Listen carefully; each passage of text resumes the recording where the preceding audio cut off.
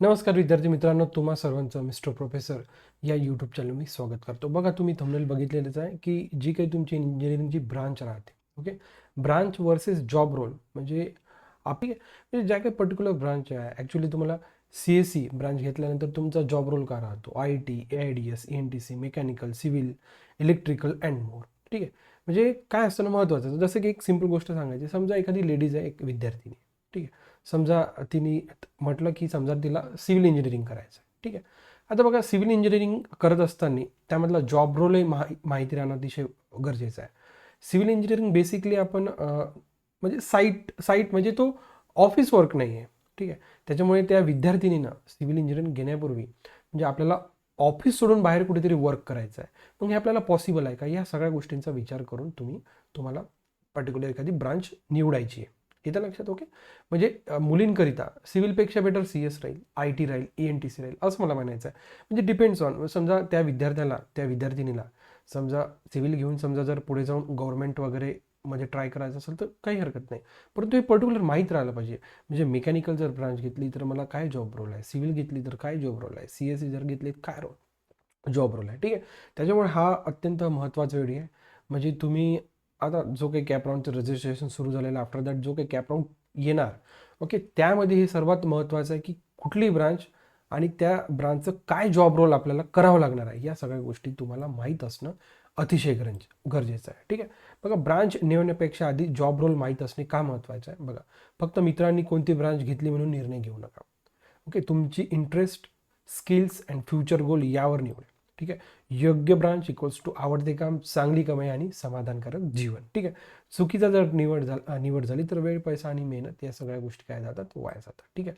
योग्य ब्रांच कशी निवडाल. बघा, तुमचा इंटरेस्ट, ओके, तुम्हाला कोडिंगमध्ये आहे, मशीन्समध्ये आहे, कन्स्ट्रक्शनमध्ये आहे, डिझायनिंगमध्ये आहे, रिसर्चमध्ये आहे, या गोष्टीला तुम्हाला यातली एक गोष्ट निवडायची आहे. ओके, आणखी काही राहणार, ठीक आहे. तुम्हाला कोणत्या प्रकारचं काम आवडतं, office work, field work, research, creativity, यावरही सगळ्या गोष्टी डिपेंड करतात. ओके, तुमचं स्ट्रेंथ काय, लॉजिकल, ॲनालिटिकल, क्रिएटिव्ह आणि कम्युनिकेशन, या सगळ्या गोष्टी कसं आहे, जसं फील्ड वर्क करायचं आहे, ठीक आहे. कम्युनिकेशनचा भाग आला तो, त्याला बोलावं लागणार व्यवस्थित, ठीक आहे. फ्युचर स्कोप आणि जॉब ऑपॉर्च्युनिटीज काय आहेत यावर पण आपल्याला एक महत्त्व द्यावंच लागेल, ठीक आहे. हायर स्टडीज विथ एंटरप्रेन्योरशिप करायची काय, या स्वतःला ओळखा, माहिती घ्या आणि मगच तुम्हाला हा पर्टिक्युलर निर्णय घ्यायचा आहे, ठीक आहे. आता बघा, आफ्टर दॅट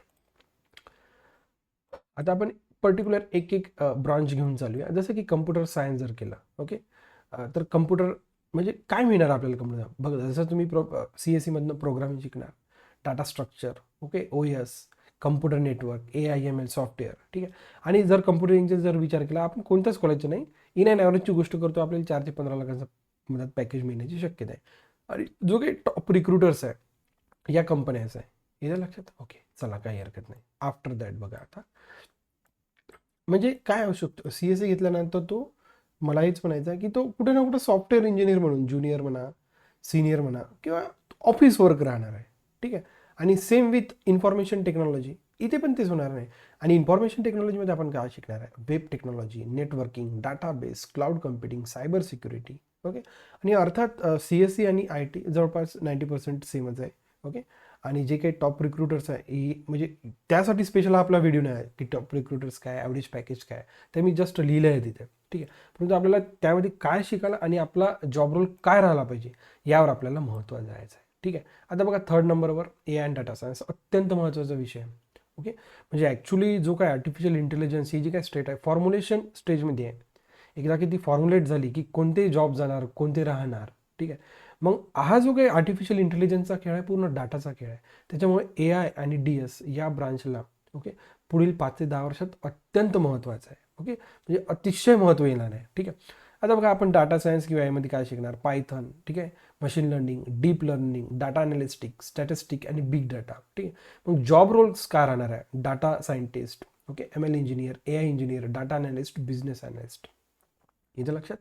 आणि अत्यंत म्हणजे हा फ्युचर आहे, इथून म्हणजे 10 ते 15 वर्ष, 20 वर्ष AI आणि डाटा सायन्सचाच हुकूमत राहणार आहे, असंही म्हटलं तरी काही प्रॉब्लेम नाही, इथं लक्षात. म्हणजे AI डाटा सायन्सचा तुम्हाला म्हणजे एक डाटा सायंटिस्ट म्हणून इन अँड ॲव्हरेज तुम्हाला तिथं काम आहे, ठीक आहे. ENTC बघा, काय तुम्ही एन टी सीमध्ये शिका, digital electronics, communication, embedded system, VLSI, IoT, signal processing, या सगळ्या गोष्टी तुम्ही एन टी सीमध्ये शिकणार. आणि जॉब रोल बघा, embedded engineer, VLSI design engineer, IoT engineer, RF engineer, telecom engineer. ठीक आहे, म्हणजे ENTC आपण ब्रांच घेतल्यानंतर या प्रकारचे जॉब रोल्स तिथं वर्क करतात. ओके, आफ्टर दॅट इलेक्ट्रिकल बघा, power system, electrical machines, control system, power electronics and renewable energy, या सगळ्या गोष्टी तुम्ही त्या ब्रांचमध्ये शिकण्याचा प्रयत्न करा. मी कोर सांगत आहे. ठीक आहे, आणि जॉब रोल काय, power engineer, electrical design engineer, maintenance engineer, automation and energy auditor, या प्रकारचे जॉब रोल्स तुम्हाला मिळण्याची शक्यता आहे. ओके, आफ्टर दॅट बघा मेकॅनिकलमध्ये आपण काय गोष्टी शिकलो, thermodynamics, machine designings, okay, manufacturing, okay, CAM, automobile engineering. आणि जॉब रोल्स जे राहणार आहे ते design engineer, production, okay, quality, maintenance and automotive. Mechanical घेतल्यावर मेकॅनिकलचं काय असतं ना बघा, एकतर ऑफिस वर्क नाही आहे. ठीक आहे, विदाउट ऑफिस वर्क आहे, साईट वर्क आहे. ओके, म्हणजे ऑफिसमध्ये राहिलं तरी तुम्हाला एखाद्या काय म्हणू शकतो, जिथे काम सुरू आहे की नाही, मेकॅनिकली जिथं काम सुरू आहे मशीन्सचं. ओके, समजा मशीनच्या वायरिंग्स राहिल्या, बऱ्याच काही गोष्टी राहतात त्याच्यात. ओके, मग तुमच्या अंडर जे काही काम करणारे लोक राहतात त्यांच्याकडनं तुम्हाला ते करून घ्यावं लागेल. ओके, काय आहे ना, मेहनत जास्त आहे, पगार कमी आहे, परंतु कोर ब्रांच आहे. आणि काय असतं ना, या ज्या काही कोर ब्रांचेस आहे, मेकॅनिकल झाल्या, सिव्हिल झाल्या, म्हणजे यांचं जे काही फाउंडेशन आहे अतिशय क्लिअर पाहिजे. म्हणजे शिकताना मेहनत जास्त आहे, त्याच्यात पुढे जाऊन जो काही वर्क आहे तो ऑफिस वर्क पण नाही आहे. ओके, येतं लक्षात.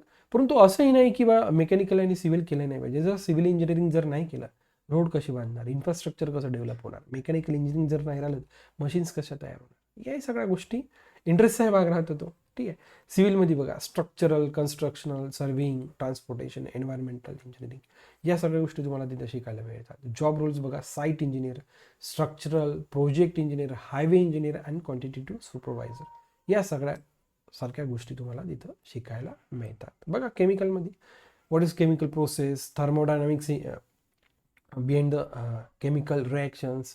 Okay, after that plant designing, petroleum, या सगळ्या गोष्टी तुम्ही केमिकल इंजिनिअरिंगपासून शिकायला मिळतात.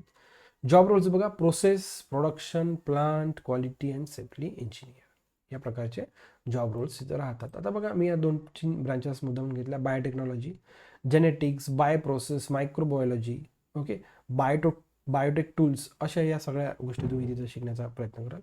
जॉब रोल्स आहे research scientist, genetic engineer, quality analyst, clinical researcher, okay, bioinformatics analyst, या प्रकारचा जॉब रोल्स तुम्हाला तिथं राहण्याची शक्यता आहे. बघा, रोबोटिक्स अँड मेकॅट्रॉनिक्स, रोबोटिक्सबद्दल, ऑटोमेशनबद्दल, control system, embedded system, AI and IoT, या सगळ्या च्या म्हणजे परिचय तुम्हाला या ब्रांच थ्रू होऊन जाईल. जॉब रोल राहणार आहे robotics engineer, automation, mechatronic, PLC, SCADA, SCADA engineer and R&D, research and development engineer.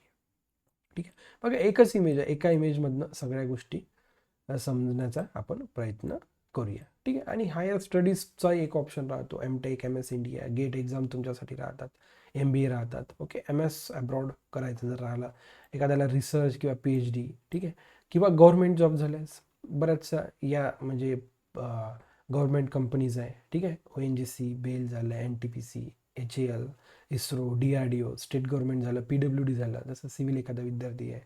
After that electronics, ENTC आहे. ठीक आहे, WRD, MES, railways, metros, defence, municipal corporations, banking, SSC, JEE, UPSC, MPSC, ही एक opportunity राहते. ठीक आहे, त्याच्यामुळे मला एकच म्हणायचं आहे की जी काही माहिती आहे ती योग्य घ्यायची, योग्य निर्णय घ्यायचा, आणि जो काही भविष्य आहे ते तुम्ही उज्ज्वल करण्याचा प्रयत्न करा. म्हणजे आपली ती टॅगलाईनच आहे, शिका, समजा, योग्य निवड करा, मोठी स्वप्ने पहा, कठोर परिश्रम करा, आणि निश्चित तुम्हाला तुमच्या पाठीमागे यश मिळणारच. ठीक आहे, जे विद्यार्थी महाराष्ट्र CETचे ॲस्पिरंट्स आहे, या अशा सर्व विद्यार्थ्यांसाठी ऑल द बेस्ट. ओके, आणि तुम्हाला जर आपला व्हिडिओ आवडला असेल तर नक्कीच मिस्टर प्रोफेसर या यूट्यूब चॅनलला लाईक करा, शेअर करा आणि सबस्क्राईब करा. So thank you for watching. See in the next video.